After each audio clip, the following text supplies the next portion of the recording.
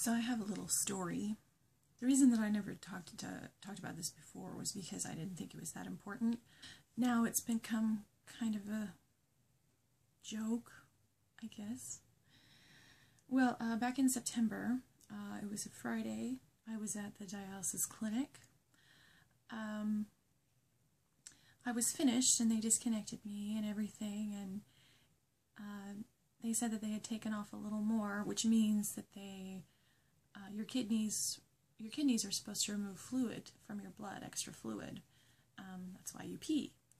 But since my kidneys aren't working, that's part of what dialysis does, it removes extra fluid. And they said that they took off a little more than usual.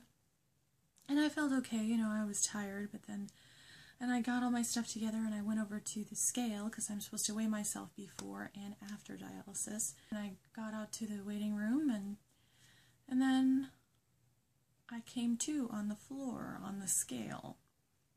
I thought that I had actually made it out of there, but I had passed out. It's a very strange feeling, like you don't even have time to sit down. I remember feeling a little dizzy, but I was still conscious.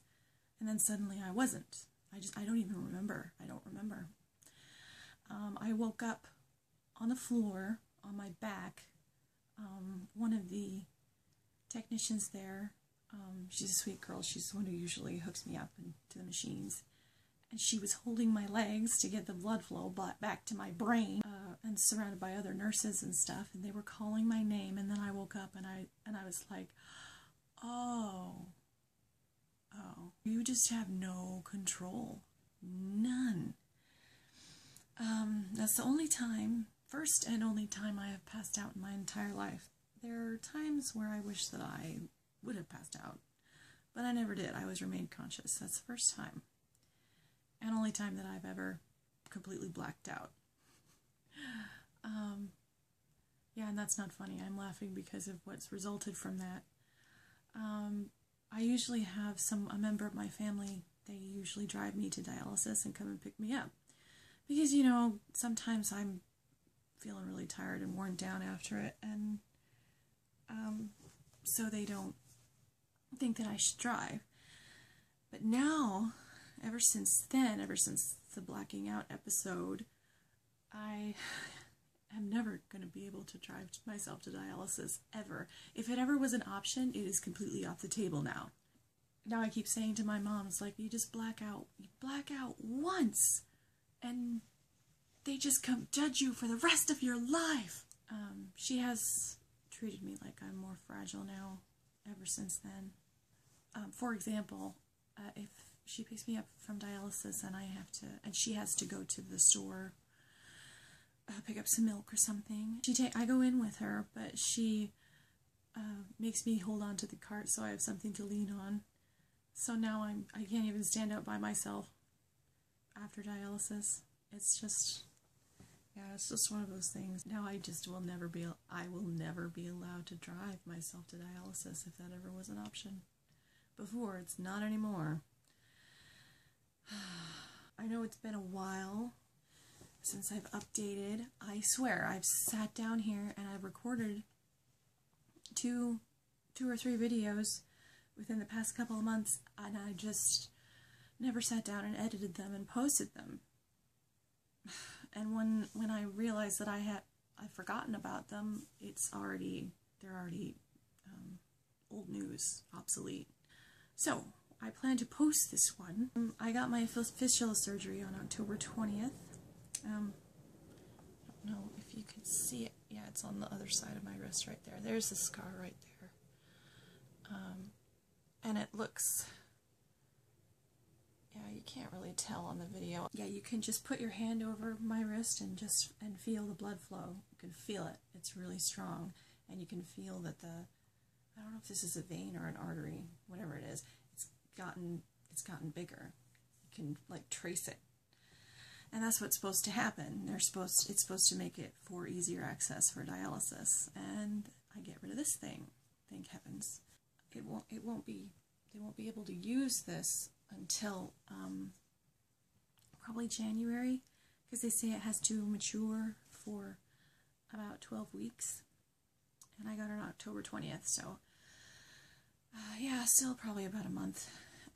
But I can't wait to get rid of this. I'll be able to take a shower. So right now I just do sponge bath. I cover this up with a washcloth, and I sponge bath. I'll be able to take a shower though without this. I'm so excited. I really am. What else is going on? Oh, I have 2 more dental appointments to do. 2 more, and then I'll be able to say to the transplant people, "There's no risk of infection in my mouth," because that's what it's all for, just for risk of infection. I have a filling to do over here somewhere, and then I have a crown replacement. Yeah, they did it. I had a dental appointment earlier this week on Tuesday, and they put a crown on top here and a filling in my really back tooth, and that was an ordeal. It's harder to get to the back upper teeth than the lower. I'm still sore, like when I smile, I'm still sore, I can feel it. Yeah, and I have another appointment on this coming Tuesday to do the filling. I'm just not looking forward to the crown replacement. It's going to be bad. But I'll be done. Done. And the only other thing, I need to do a tetanus shot. And my family doctor, my regular doctor, wanted to get a biopsy of my thyroid because there's some nodules on it. And he doesn't think they're affecting anything. There's just some nodules on it. But he wants to do a biopsy just to be sure. Yeah, and I had my thyroid tested earlier this year, and it was fine. It was normal. So there's something at least. Yeah, I wish that I could just have an ultrasound of my whole body. Because they keep finding things by accident. That's how they found Blanche, and that's how they found the nodules on my thyroid. They were doing an ultrasound for this on my arm, and they just got like a whiff of the thyroid gland up here because they did some on my neck. Just finding all these lumps and bumps by accident. It's driving me nuts. I'm really close to finally qualifying to get on the transplant list. It's a big deal. I'm hoping